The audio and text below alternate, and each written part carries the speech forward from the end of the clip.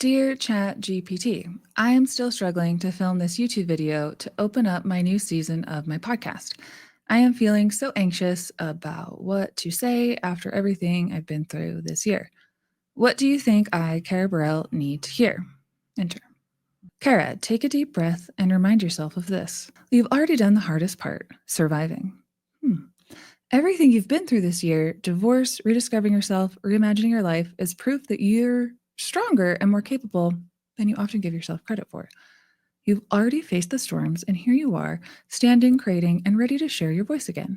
That's huge. Here's what you need to hear. 1, your story has power, even if it's messy. 2, you don't have to carry the weight of everyone's expectations. 3, your authenticity is your superpower. Dear ChatGPT, are you single? What you could say to open the video, start with something simple and honest. Okay. Hey friends, it's Kara Burrell. Starting this season feels heavy and exciting all at once. This year has been a wild ride, kissing strangers skip that part, and figuring out who I really am after leaving Mormonism.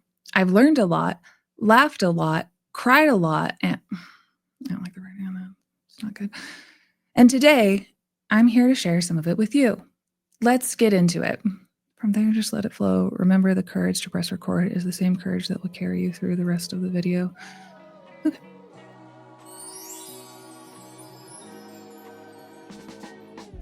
Hello, everybody. Welcome to the start of this brand new season of this podcast that I call the Mormon History Hoedown. My name is Kara Burrell. Sometimes I go by Nuancehoe. Sometimes I need to take long breaks from what I would call this ex-Mormon space. I created about 50 episodes of this podcast that I'm really proud of. Needed to take some time to do some things in my personal life and decide exactly how I want to interact with the space. So I deleted a lot of stuff, like my Instagram is like 90% gone, and just be a lot more choosy about the spaces in which I go into this place that I've been in for so long, and just the pendulum swings wide. And then it's like, when it comes back, it's like a claw machine, just like kind of only taking its favorite things out of it. So that makes any sense. I do my Tim Ballard stuff on the side, and it's kind of a very dark space. Today I wanted to do a Q&A. And if you're new here, I'm going to start with the first question of what made me leave the church, since that's what people always want to know anyway. But all these questions that I've collected are something that really just like run the gamut. And if your question's not here, you can leave it in the comments. So the first question, the biggest one, is what made you leave the church? And the answer is basically July 12th, 2019. I realized it was not a true thing. I had a husband who was already kind of on a path to leave or LGBTQ issues. And I was trying to decide, how am I going to interact with this church now that I have to take my kids by myself? And I went on the internet one day and I typed in basically to YouTube, like, what are ex-Mormons' problems?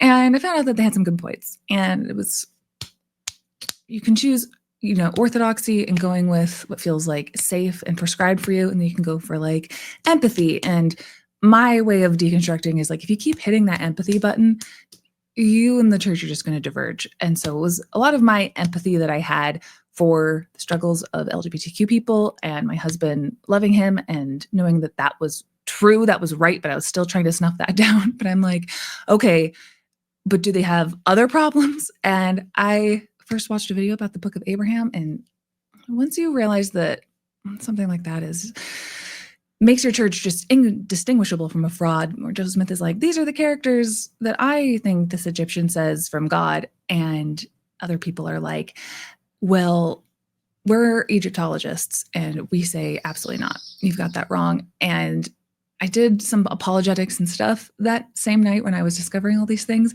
And what really cracked my shelf, what really brought it all down, was the apologetics on Mormonism. I was like, surely somebody smarter and wiser has thought of these things. Surely if I go looking, I can find the answers to why this is actually okay. And the Fair Mormon website, it would have been better if they just said nothing. I was like, that's the best you can do? Because all they can come back with is like, well, Joseph, he had to have the Egyptian papyri. He didn't need it because he's so awesome. He just needed it to not, it didn't matter if it was translating it and it matched up. That's your worldly eyes are deceiving you. He actually just needed it as like a catalyst. It's like sometimes he translates things with a rock and a hat, or sometimes he knows what God wants him to say with like absolutely nothing in front of him. And then sometimes he needs ancient funerary texts that he doesn't know he's going to be fact checked on.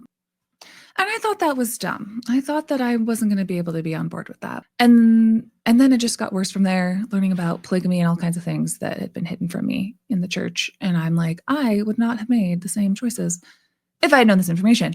And closed my computer at like 3:00 in the morning and thought, oh my gosh, wow, it's a not true thing. I'm never walking to a church building ever again. And then a little bit after that, I deconstructed some other things, which we can get into. Is Mormonism a cult? A lot has been said on this. This is my take.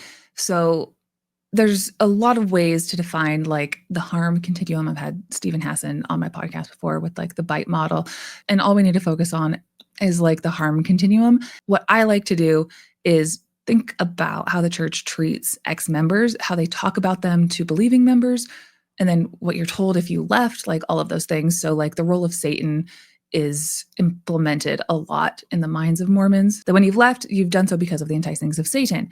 So are members actually given a pathway to leave with their dignity? That dogmatic nature also lends itself to these thought-stopping cliches to keep people in line. And I think that one of the indicators that reveal if an organization like Mormonism is a cult, there's this saying that podcaster Jonathan Streeter has coined called wood tools versus steel tools. And it's about utilizing these different thought-stopping cliches to help a person maintain a belief. And if you do like this outsider's test for faith, and if you knew that a loved one was in a false religion, and they were saying the same things that your false religion basically gives you, how would you help them get out if you utilize those same phrases as well? So like common ones would be, it's not important to your salvation, you can stop thinking about it, or that's a mystery of God to test your faith. And if God commands it, then it's inherently right. And don't worry about this right now, we'll figure it out in the afterlife. And then you contrast that with what you would hope would be things like scientific method and like actual genuine inquiry that doesn't have such dogmatic results if you keep questioning. So the opposite of that of wood tools is open inquiry. It is steel tools. Ask any question to, current or former members. There's no limits on the questions that you're allowed to ask. So the answer in the question to me is like, Mormonism a cult? The best thing you're going to get from me is saying like, yeah, did I feel like I was in a cult? Yes. Did I feel like it was a name brand cult? Of all the cults I could have chosen, yeah, I'm glad I got the Mormon one. But when it comes to, is it true? That's a different question. Is it useful? That's a different question. Is it a cult? Are we saying that because we're trying to be shocking or offensive, or are we trying to look at like this harm continuum of like, what does it say about a church and a people and a culture whose God that they worship is so much like a cult? What does that say about the nature of God and what he thinks is the best epistemology to learn about him, to worship him, when it is so similar to other cults? That's what I would say on that. With that being said, next question is, what does Mormonism get right? So we're going to get into a whole gamut of other things. We're on intense Mormon talk right now. What does Mormonism get right? Could say a lot on this. The Nuancehoe could rant endlessly. I had a good time in the church. I didn't leave because I had a bad time. I left because it's a not true thing. So despite its flaws, what does Mormonism get right? I think that it just makes sense for a lot of people because it makes a good deal. And it's the kind of deal that humans have historically always liked making, because religion does some very heavy lifting and that cannot be denied. And it gives a person identity and community. And I think the type of purpose and morality that benefits them and their tribe. And I left because I realized it was not a true thing. And then my husband, Aaron, left, like I mentioned, because of his beliefs about the inherent worth of people in the LGBTQ plus community. And I had spent about 7 years as an evangelical kind of Jesus freak inside the church. And then it was on Easter Sunday in 2019 that he told me that would be the last time he'd ever go to church again. And I had a lot of thinking about what I wanted to do. And that's when I did this search and I figured out the things that I did that made it a not true thing. But because I had like this kind of very evangelical Christian heart inside of me, I was like, okay, so that's not a true thing. Then we can investigate these other things. So I was in shock for a few days about that, but then I still had my beliefs in the Bible and Jesus Christ. And then once I deconstructed that those were also not true things, that's when a lot more of like this void and this dark night of the soul kind of stuff comes in. It was like the next morning, and my mom called me and told me that my dad was going in for like emergency open heart surgery and then he might die. So a lot of that was happening all at the same time, all for me to be like, okay, damn, what do I actually think about families and the afterlife? And will I ever get to see my dad again? Is it even moral to see my dad again? He wears a yarmulke underneath his Trump hat. It's a thing. We tried to tell him to take it off. We're like, do I really need to interact with this person? Yes, I do. I love him. All of those very complicated feelings all came on at that time. And that's why I say that, like, what Mormonism gets right is it makes a deal with humanity, with our psyches, that historically has been very popular, to be like, oh no, this is extreme existential pain. What are some myths and what are some rituals that I can do that will make me feel all better and connect me with my family and my tribe? So that being said, there are a lot of things within Mormonism that feel very right and very true, like the structure and the certainty and the exclusivity that comes with it. But those are also obviously its greatest limitations. I like to compare it to like a Snuggie, where like nobody asks for a Snuggie. Like you don't buy a Snuggie, no one asks for a Snuggie, but like you just end up getting a Snuggie. That's like religion. Like it's like given to you. And yes, it's like, yeah, I need something because I'm cold to wear. And by cold, I mean like existential dread. And by wear, I mean like a mask that makes me show up and be liked by my community and my parents. But with a Snuggie, you can't be asking a lot of questions. Like, this is okay that I wear it to Walmart, right? Like, it's not just don't ask questions about it. So when you start asking questions about the nature of your Snuggie and who's allowed in it, but the Snuggie does not like you asking questions. And a Snuggie by another name is actually just a straitjacket. And that's what religion can turn into. So that's kind of where the unraveling begins. Pulled that all together. Thank you so much. So with what Mormonism does right, so for me personally, it removed a lot of anxieties. And I think I'm going to be crazy for saying this, but when you have this very clear avenue to when you're feeling anxious and you can say a prayer and like your Savior and Redeemer gives you warm fuzzies inside that tell you that everything's actually going to be okay and you're like a perfect daughter of God and everything's just how it's supposed to be. I have gotten to that same place with true things, but that took a long time to understand how to build those things, and that's kind of already built into how I had my religious experience. Had a good method for relieving a lot of anxiety. And I know you're thinking, like, what about all the unnecessary anxiety and OCD that it already puts on your head? Me and God were cool. I have a 1 in a million cool time in Mormonism because I had some childhood trauma we won't talk about right now, but that kind of made me feel like if I wanted to masturbate or something, God was cool with it. He's like, I know I shouldn't have put you through that, and it's fine, and you're one of my strongest soldiers, and because of that, you're allowed to name the shower head anything you want to.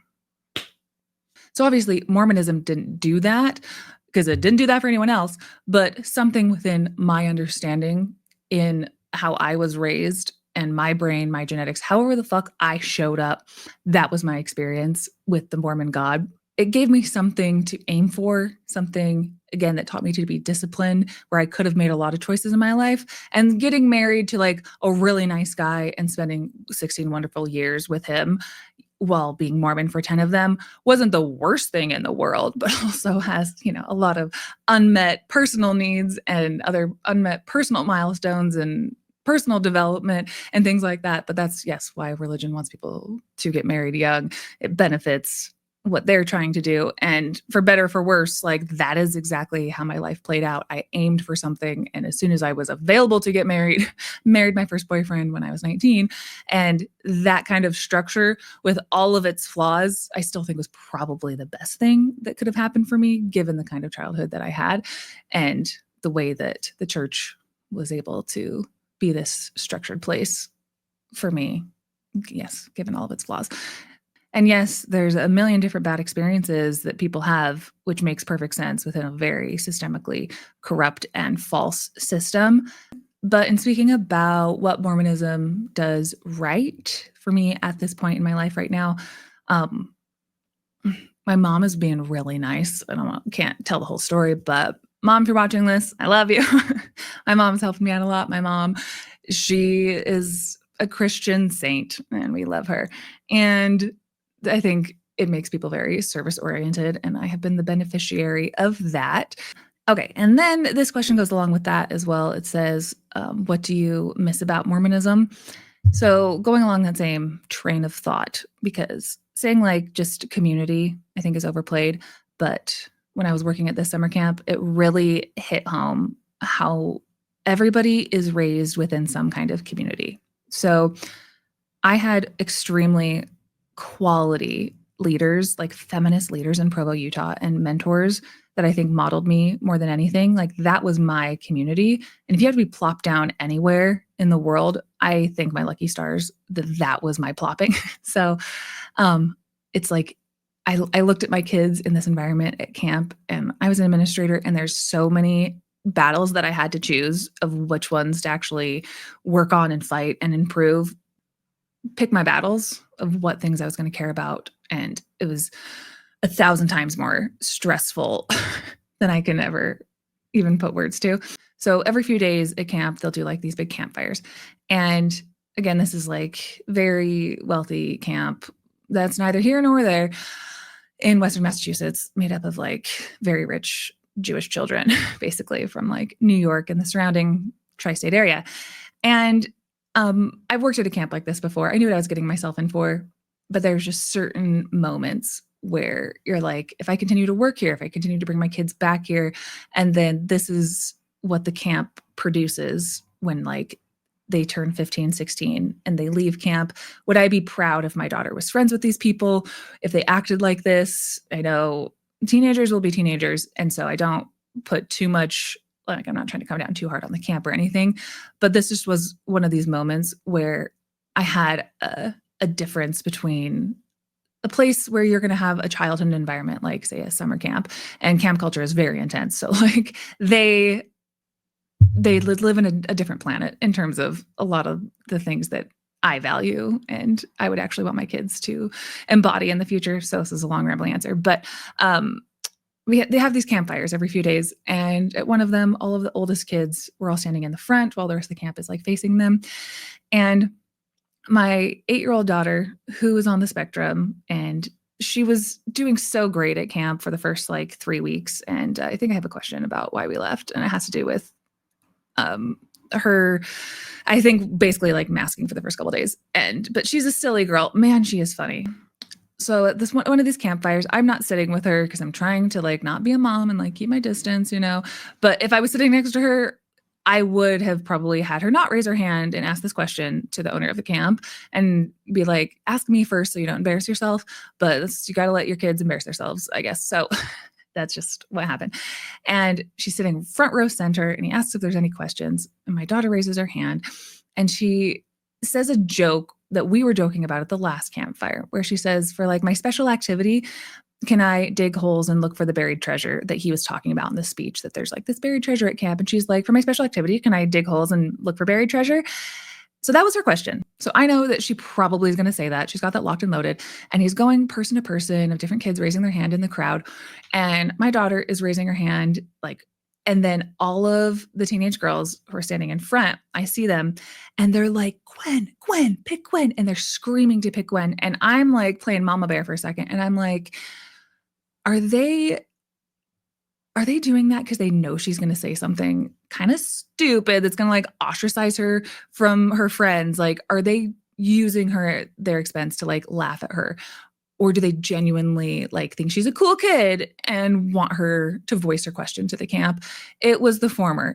So she asks her question, and then the owner of the camp just goes like, he doesn't understand what the heck she's talking about. And he just goes like, no, just keep the questions related to what we're talking about right now. And he moves on. He's like totally confused.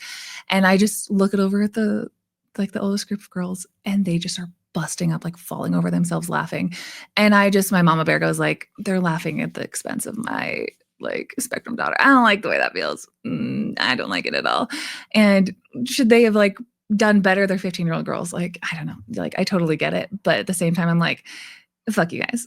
No, this is where my mama bear comes in. I'm like, I don't want anything to do with people who act like this. And there's a lot of girls with like eating disorders and a lot of talk about sex at too young of an age, and just a lot of things that like any culture that you're going to go in is going to have the kids around it that kind of raise it. And the Mormon kids that I was raised around, I'm like, they would have never acted like this. And I'm not trying to come down on this camp specifically, because I can say 1,000 really good things about the kids at camp too, but it just, that kind of thing really irked me. And so I thought to myself how much I looked up to like the Laurels in my state growing up and the girls' camps that we had. And I know I'll get pushback on saying this, but like, to me, I have the happiest memories at girls' camp and how supportive and loving the Laurels were. Yes, because they're like raised to be trad wives and they love kids like an extraordinary amount. Whatever the reasoning is, I just like a group of Mormon 6-year girls, in my experience, just would never in so many different arenas. And I just, so for me, the Nuancehoe has to say like a lot of aspects that I loved about being Mormon were like genuine sweet people who looked out for each other. And then I'll lead into the next question about why I left camp early. So basically, my 8-year-old, she was having just too many meltdowns. I wanted to be able to serve my counselors and do what they needed and what the kids needed, and she just pulled a lot of attention away from that. So I couldn't just send her home. So we all left me, my 10-year-old daughter, and it's a decision that I agreed with totally, but I wish we had like more time and flexibility to try something else and make it work, because she loved camp life so much. And so that was painful on the last day to not be able to have that kind of flexibility, because it was a little bit sudden, but it worked out. I was really glad that I went home. So happy that I went home early, honestly. I have stories from my counselors that I managed who just, it kept getting worse and worse. Just a lot of things about the camp didn't get better as with time went on. So I was happy that I was able to have some really fun experiences, make good memories. My kids had a blast, and then peace out. So that's why we came home early. Next question. Do you regret staying in the church as long as you did? Nope. I mean, if you can't tell, I'm pretty like chill with how life just happens, you know? So no regrets. No regrets. I think life is a journey, and I'm just grateful for everything that I've been through, and things happen. Next, what is your favorite memory from childhood? My favorite overall memory, but my childhood, let me just spell this out for you. North Provo neighborhood, and there's a white chapel on Canyon Road. That's like the neighborhood. There's a big field there. So down from that field is this big hill. There's a charter school there now. But before that charter school was there, there was this abandoned summer camp down that hill called Camp Mariotti. Had all my first kisses with boys there. And in the winter, we could like sled and make jumps for our snowboards and stuff. And then me and my friends, we named one of the sledding trails like the Butt Jingler, and we just laughed our heads off. And then in the summertime, it had a river that went through it. And I wrote a paper in high school about my favorite day of my life. And reason I'm breaking this up, because it still is just like, and me and my little guy friends, we made little boats, and we called them our boaties. And we threw them down the river and watched them go by, and then by around the time that we got in 9th grade, one of the boys realized that he was hot stuff and then got a girlfriend and ditched me. And then I became friends with girls. Next, what is the hardest part about leaving the church? The divorce. Next is, what have you learned through all this? Thank you for asking that question. How I view things. You're on your own, kid. You always have been. I have learned that Taylor Swift, she's not just a billionaire money-making hit machine. She also speaks poetry into my life. I've learned that I can appreciate Taylor Swift more than I even realized I could before. Truly. So besides the fact that I learned that you're on your own, kid, you always have been, and that I am the anti-hero and I should not be left to my own devices. They come with vices. I end up in crisis, tale as old as time. A lot of Taylor Swift lyrics that I have learned are personally true for me. But life is chaos, is what I've learned. In and out of the church, things are going to come out. And now that I have deconstructed, I have teared down something. And how do I move through the world? How do I show up? What is my view on things? I could go on this endless tangent. what I have learned through all this is that, for instance, perceptions are really, really important. And I have a lot of different things and modalities that run through my head on a daily basis. One of the biggest ones is this saying that I'm not going to get right, but it's basically like, you can win 1,000 battles, but if you don't win the one that's within your own head, then you've lost all of them. Something about how there's different iterations. Like, you can conquer a whole city, but if you don't conquer yourself, what was it all for? That kind of idea.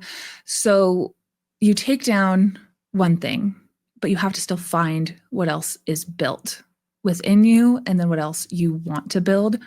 And so the perceptions come in that are really important to know that you are the thinker of these thoughts and to not get so intertwined in narratives that really prohibit you from moving forward in different kind of victim complexes, where you can say to yourself, okay, given that I was raised within like the confines of a cult or X, Y, and Z, whatever, given that, now how am I going to show up and what am I going to do? So I've really learned how to operate every single day moving forward with, given what my circumstances are now, with what is available to me, what am I in control of, and what do I actually want to do?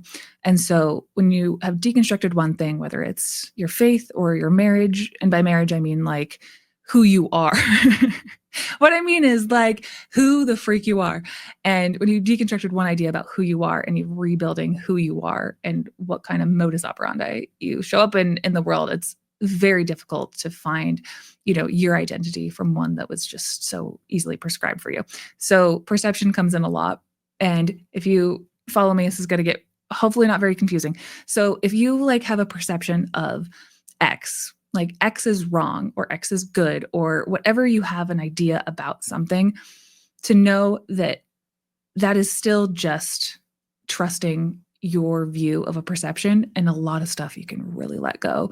Because I'm not trying to sound like I'm saying what I'm about to say is too literal, but if you want to look at the world in like an entire hologram, I can only see one side of this hologram. You're seeing the other side of it. I'm not seeing your side. You're not seeing mine. Kara, don't you just mean like walk a mile in somebody else's shoes? Yes, but I want to talk about holograms. No.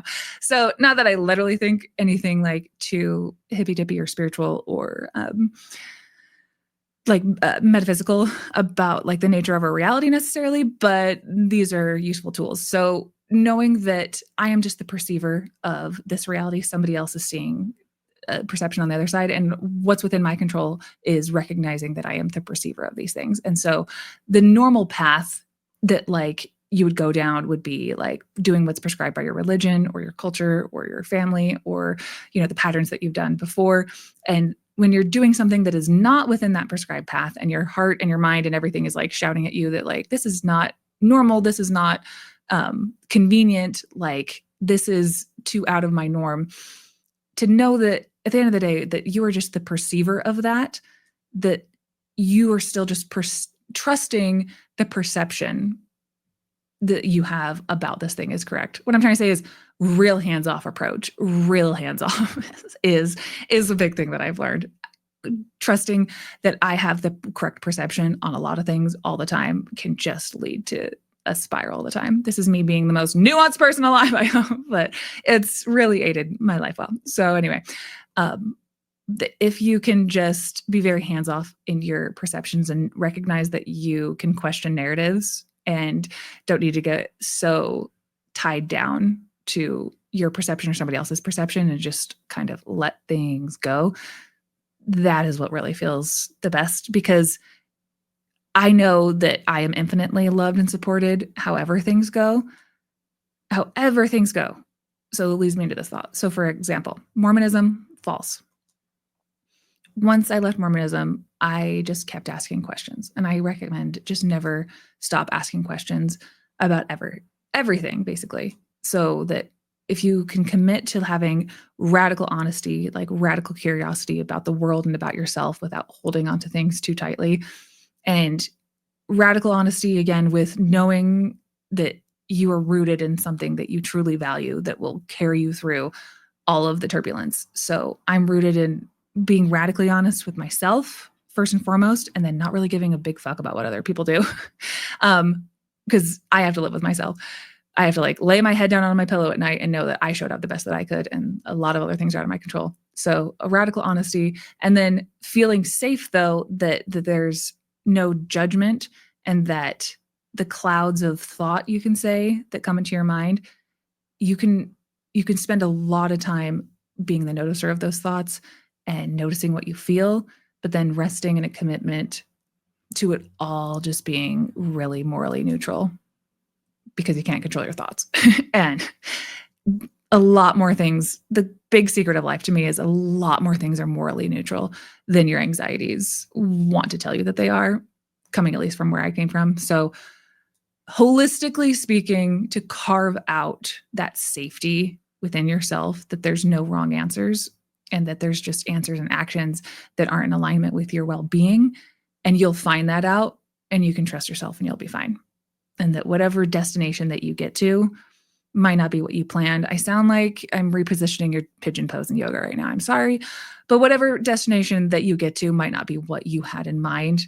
But if you stay in alignment with your values, and you can hold space for all of these different perspectives and these different things, you'll be in a place that you're proud to be in at the end. That makes sense? I didn't mean to line up these questions in order where they all kind of effortlessly flow into the next. The next question is, how do you stay grounded when it feels like everything's falling apart? I have had days where I have been like, it's going to be a 48 hours in bed kind of weekend. And I have the saying that I wrote this: to every season, turn, turn, turn. There is a reason, turn, turn, turn. I think I created that and not God or the Beatles. Pretty sure that was an original Kara idea. If it's not, it's still true. And, you know, it's fine to live life in seasons of grief, and you don't have to have everything be put together. That's why I've taken a lot of time off to be like, there's not a chance in hell I'm turning on a camera and acting like I know jack shit right now, because my brain is very overwhelmed. So I know when I'm operating from a place of overwhelm when I journal. Big journaler, online journal, changed my life. You can paste your journals into ChatGPT and it'll tell you what the fuck your problem is. Highly recommend. Ask it to look for blind spots, victim complexes, and also ask it to roast you. So to the question of staying grounded when everything feels like it's falling apart, when I went to camp, I re-listened to this episode about grounding that Margie Dillon did, and I texted her bawling. I was like, this is so good. And one of just the normal exercises that I've taken with me is like, I feel my feet on the ground. There's these Buddhist koans that I've been using too over the last few months. One is like, what is this moment lacking? And who is the thinker of these thoughts, basically? And I really like the what is this moment lacking, especially when my clothes are off. Hey, I'm talking about when I was in the shower. I needed a loofah. So asking what is this moment lacking is such a good tool. So yes, asking what is this moment lacking, just helping me appreciate what's going on in the present, and talking to myself, what do I need? And then who is listening to these thoughts? I think those are the big two, to kind of separate yourself as the observer, like the chaos in your head. That's what I would say. All right. And again, I like this one too. It says, what is the hardest thing that you've had to unlearn? The hardest thing I've had to unlearn, one, your value, your worth is not up for debate. And anybody who makes you feel differently is trying to get something out of you. Like unquestionable, like the feeling that you got after your baptism, you're like, I'm clean. You can have that every day. So that would be a big one. And then the other thing is, if there's like a Mormon hate watching me right now and you want to clip this out and take this in the wrong way, be a douchebag. But if you're actually listening to what I'm saying, you'll see that this is probably something we can all benefit from. Whether Mormon or ex-Mormon or basically whoever you are, I have had to unlearn anything that has to do with a victim mindset. Nothing but validation in that sense, but I'm going to say for me, so for example, growing up Mormon, I was taught that enduring hardships or whatever came at me in life was all worth it if I was compliant, because that is the noble and the righteous thing to do. And so that that righteousness of like right and wrong is, again, that's its own deconstruction thing, but that's still well ingrained within all of us of wanting to be good and right and enduring something because you think it'll make you better. So it created this idea in my head that suffering was proof of my worthiness and that sacrificing myself for others was the ultimate sign of goodness. And as I say that out loud, I mean, like, so many different stories come to mind. So unlearning that mindset meant that I had to realize that my well-being mattered too, and that comes in the form of setting boundaries that aren't selfish, but actually make me healthy. Because if you're like, Kara, why'd you and Aaron get divorced? It's because I wasn't going to make him healthy. He wasn't going to make me healthy. And our sacrificing for each other in really unhelpful spiraling circles was never going to bring the best growth. So we had a really great moment last night. It was actually our 16th anniversary and on the 18th of December. And I noticed at like 10:30 at night. And I just was like, I've been fine. I haven't cried in months. It's been fine. And all of a sudden I was like, one tear, and then I got a whole bunch to quote the Barbie movie. And it was just, it hit me in that moment and stuff. And so we've had some good talks because we've had so much space and so many boundaries over the last few months. And I cannot emphasize how much space we've had. Like, I'm actually it's actually mind blowing how much space. And we've been completely out of each other's business. And he does him, I do me. And all of that space and stuff that just would not feel natural to us because of our nature as Mormons who wanted to get married and wanted to have the best marriage possible and be as enmeshed as possible, and thinking that that type of codependency and that type of journey that we take together is what is ultimately in the best interest of our religion and of our life and of our kids. Where now I would view us as if we were a rocket ship that took off together and everyone is a crowd that's watching. We're still a rocket ship going to like family awesome planet, but we're on different rocket ships now. We're just going to the same place. We get our own fuel. We know what time to show up. And when you're so meshed and into this idea of what goodness means, but it's not in actual alignment with what's healthiest for your journey or the other person's journey, you know you got to detach that Velcro. So unlearning that mindset to do things that were once seen as a sign of failure that are actually a sign of goodness, because it really depends on how you perceive things. Speaking of divorce, like, divorce only happens when it needs to happen. Like, people fall into marriages all the time that like people get divorced on purpose, people get married on accident. So it's a surefire thing. It's something that absolutely is happening and should happen. So like when you could look out at the world and be like, all of these different things have let me down. I let myself down all the time. So the only thing I'm working on right now is like, Kara, make goals and gain confidence in yourself by being the person who shows up the way that you would want other people to show up if you expected them to. Like, wake up at the time that you said you were going to, go to bed at the time that you said that you were going to, because the more that you keep promises to yourself, the more confidence you have that you can be trusted, and your trust is not on somebody else and how they are keeping their promises or breaking them. So anything of that made sense. A lot of things that I've learned. And rant. How did your nose get so crooked? So moving on to this subject, people are like, Kara, your nose is beautiful. Thank you so much. People ask me, and I'm talking about it. It's an interesting thing to me. So after I had my first baby in 2014, it's funny because my nose cartilage shifted. And then my sister took this picture, the one after my daughter was born. And I looked at it, and it was the first time I ever noticed my nose was crooked. And I was like, my nose has never done that before. And now it's useful for Mormon men of the internet as their favorite way to tell me through their insults that they suck. So it just cuts right through the garbage. And people ask me if I'm going to fix it. I'm looking at you dead on right now. It can't really be fixed. I asked a doctor, and it's a cartilage problem that would just shift back after surgery. So I guess you could say I am in cartilage jail.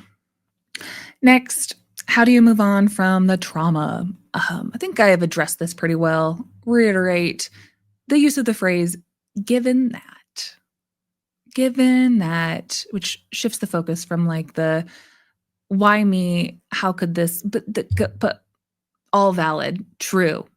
Given that, now what? For example, given that I was spiritually manipulated for decades, what's my next move?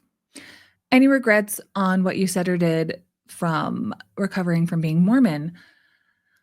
Again, it's like regrets, things that have happened and transpired, sure. But they've led me to where I am right now, and I'm really happy with where I am right now. So it's like time machine could have hurt that person less, could have shown up in this way, could have, you know, ducked instead of jumped, whatever. There's definitely regrets, but my main thing is shut up. Just shut up. Shutting up is usually the right answer. It's a big thing I learned the first day when I was at camp. When you have an option to do one thing or the other, just don't. Just don't. Shut up. Don't. Shut up some more. And if you're like, okay, don't, but then why are you doing? Have you thought about doing a grounding exercise yet? Didn't think so. Why are we not doing our grounding exercise? Why are we doing then? Don't tell me that I didn't don't you. And you just got to live with those consequences. And going back to the thing I've been talking about, like with radical honesty and doing things that you know are in your long-term well-being, radically honest about like, why are you gonna do that? Let's be real. And then like, is this actually for your well-being, or is there some other sneaky reason you want to do this? Maybe there's something you should look into. You can spend a whole year gardening those questions and then just don't. So don'ting and shutting up, my favorite things. Now, with that being said, I cannot tell you how much, this is us talking like we're besties. Anyone else who's not, if you're not cool, get out of here. I have beaten myself up into trying to shame myself. And from that shame, trying to transform into something different or something that I'm not.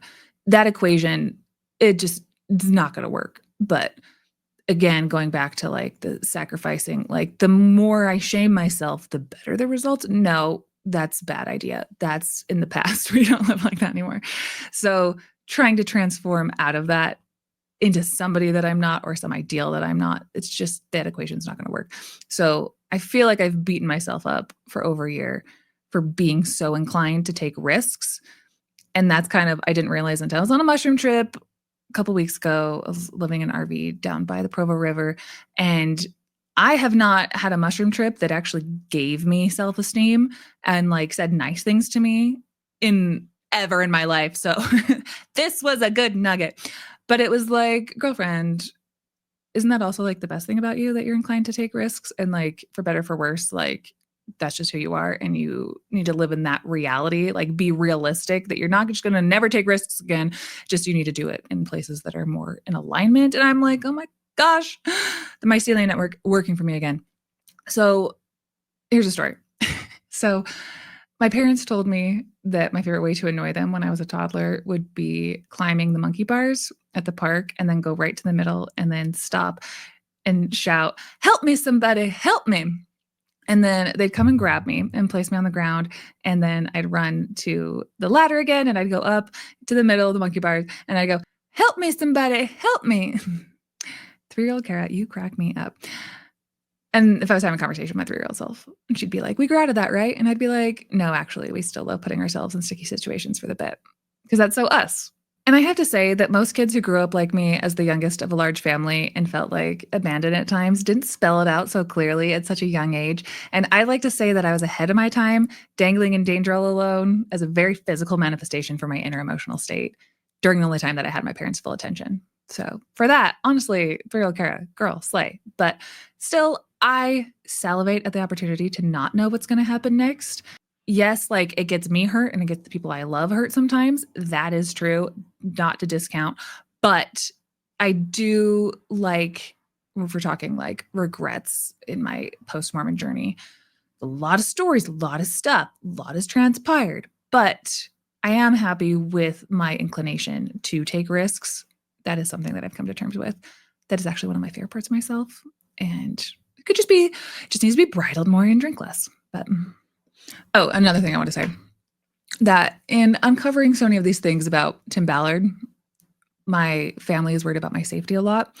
But great news for Justice and bad news for Tim is through speaking out about his crimes, even if it gets me killed, it's just what Cara Burrell does. So example. So there was a time when I was backpacking when I was 18 through Glacier National Park, and my older sister and I were almost eaten by a grizzly bear. And it was a very transformative experience. And we stood on top of a boulder, and this gigantic bear went through and like destroyed our campsite, encircled us, and we like wagged a stick on it while we had this mountain man next to us who was like also screaming and fearing for his life. And so my sister's crying and she's just hysterical. But I was really calm and I was just laughing and thought, this is so me. This is how I die. This is so main character of how I go out, you know? So whether it's bears or Tim or the Mormon Mafia, I just know that I'm going to do risky things. But if they make me smile and are in my best interest for my future self and also piss off the right animals like Tim Ballard, I'm on the right track of where I want to go. Next, what is your temple name? Ooh, Rachel. God gave me the prettiest character from Friends. And that to me meant that he loved me and that the church was true for way too long, because I could have gotten a different name. I should have probably gotten Phoebe, because that's who I have a long neck like her. But if you went through the temple on the 13th of a month, you probably have the name Rachel too. Rachel Gang. Next question. Are you non-dualistic in your spiritual journey? So if you can't tell already, let me break down further things. Non-dualism, which I can kind of explain if you don't know what I'm talking about in a second, it really helps with detaching from needing things to be a certain way. And again, releases this judgment that you want to place on things. So my spirituality feels most natural to me when I view the world as non-dualistic. The matter and the events and things that are going on are just basically expressions of energy, and my finite brain needs to shut the hell up that it can even pretend that it understands that like everything is fine, everything has a balance and is essentially one, and that my job, how I show up, is to feel whatever is before me as the universe in that moment. If I'm like biting an apple or whatever, just resting in the truth that all of this is just how it should be, and that my perceptions of separateness or control do not really do any good if I'm on what my path is, which is hopefully to peace. So in practice, there's a saying that goes like, I have no friends or enemies, I have only teachers. And when you want to like gossip and bitch, it's not fun to talk like that, but that's 95% of my thoughts, my actions going towards that. Like when I was working at the camp, I went in saying, I will never say anything negative about somebody behind their back. And I had plenty of opportunities, of plenty of places to like bitch and moan and commiserate. And one, I trust no one. And two, I wanted my thoughts and my actions to be looking for the best in people and what they can contribute to like the whole of what we're trying to build here, which is like, you know, as much of a cohesive, happy summer for as many people as humanly possible.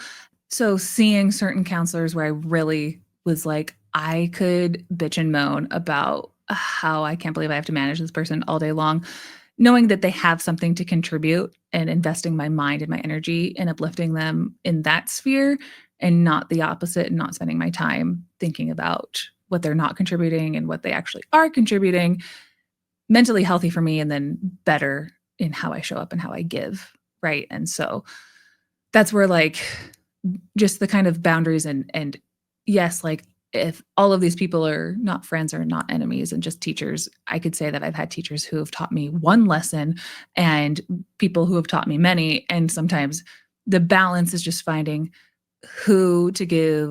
what teachers to give the keys to the campus to, who has access to your life and who doesn't, because that's just one lesson that they needed to be teaching you, and then you don't need any more, right? So dualism to me is, this is going to sound hippy-dippy, I don't care.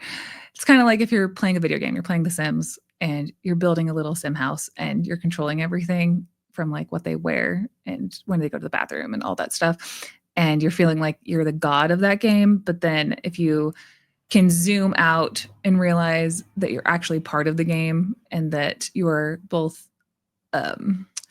non-dualism would be saying that like there's no separation between me as the player and then my sim as the character, and that we're kind of all part of the same energy. We're all part of the same vibe, just experiencing life in different perspectives. So again, with the camp analogy, there's no like they are working against me when it can feel like that because there's no me versus the world, because I am the world and it's all connected. And life isn't made up of like this or that, but you're the person holding the controller, and that everything is still all interconnected and that we're all part of the same big thing. I just have my vision over here. You have your vision over there. Next question. Is soaking real?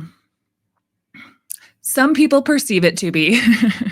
People ask me that a lot. I never heard of it until I got into the ex-armor space, probably. It's gotta be. I mean, I know the BYU students are doing the old poop hole loophole. That's, Christian colleges, tales all this time. Content creator XMLX, I think she has said that she did do that while she was engaged when she was Mormon. So you'd have to talk to her about it. Maybe it's something she experienced. But is it actually real? Soaking, what's the definition of it? It's parking your car in the garage and just leaving it there. You're not going back out to get groceries or to the mailbox. You're just keeping it there. That's what soaking is. So never heard of it until I was on this side of stuff. But what do you guys think? Next question is, what do you believe about free will? Love this question. Will not expand upon it. I've done videos in the past. I've deleted them all because I used to not believe in free will. I was that kind of Sam Harris atheist. Now, for reasons I cannot expand upon, I do believe in free will. Next question. Have you had sex with a woman? I take that back. I don't believe in free will. Next question. What is your favorite piece of Mormon lore? Good one. My favorite, got 3 for you, and I cannot do any follow-up questions on the third one. One would be that Joseph Smith and Oliver Cowdery used to do washings and anointings in the temple and a big bath of cinnamon whiskey. 2 is that the hot drinks part of the word of wisdom came from a belief that some quack doctors had that hot soups and teas and etc. literally made your body hot and made you sick. And the third one is that there is a gay member of the 70 who has had gay yearly retreats with his boyfriend for decades. All right, we've made it to the end. Last question I'm going to answer today is, has anyone ever told you that you are somebody's celebrity crush? Because you're definitely mine. Heart emoji, heart emoji, heart emoji. Thank you so much. We know that you have a lot of options when choosing celebrity crushes. On behalf of all of us here, thank you for choosing Nuancehoe. But like a wise woman once said, a crush is just a lack of information. Well, that's all I have for you today. Thanks so much for joining me. And remember, don't let anyone else ruin your life. You ruin it for you. Love you so much.